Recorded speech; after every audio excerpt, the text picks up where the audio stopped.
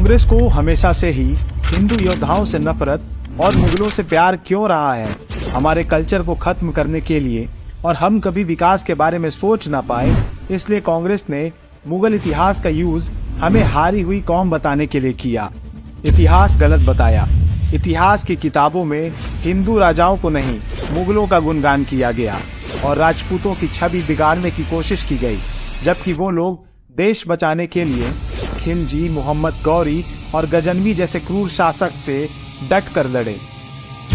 महाराणा प्रताप को बदनाम किया, हारा हुआ बताया।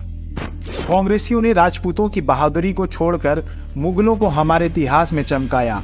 कांग्रेस शासित राज्य राजस्थान में गहलोत सरकार ने महाराणा प्रताप का अपमान किया और 10वीं की किताब में बच्चों को पढ़ाया कि महाराणा प्रताप में धैर्य और रणनीति की कमी थी।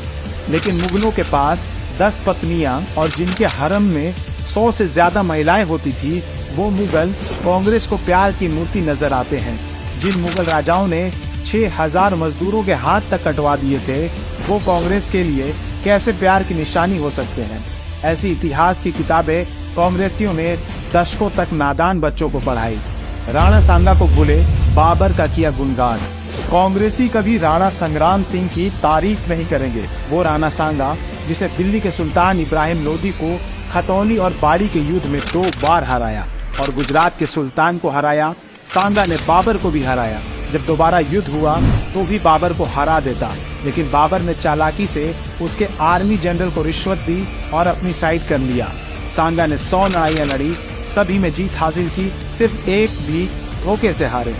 राणा सांगा ने ही हिंदुओं से जजिया कर हटाने का आदेश दिया, लेकिन राणा सांगा को कांग्रेसियों ने कभी याद नहीं किया। अगर खानवा का वो युद्ध राणा सांगा जीत गए होते, आज कांग्रेसी बाबर से लेकर बहादुर शाह जफर का गुणगान नहीं कर रहे होते। करीब 1000 साल की अतिक्रमण युद्ध के बाद कांग्रेस हमें अकबर महान की पढ़ाई पढ़ाती रही और योद्धाओं को भुला दिया गया। कांग्रेसियों को राजपूतों का वोट तो चाहिए, हिंदुओं का भी वोट चाहिए, लेकिन ना ही राजपूतों की ना ही हिंदू राजाओं की वो कभी तारीफ कर सकते हैं। उन योद्धाओं की तारीफ उनकी जुबान पर नहीं आती, ना ही किताबों में। अगर आप हिंदू हैं तो और कांग्रेस को वोट करने की सोच रहे हैं, तो आप ध्यान रखिएगा, आपके वोट के बाद भी वो तारीफ मुगलों की ही करेंगे।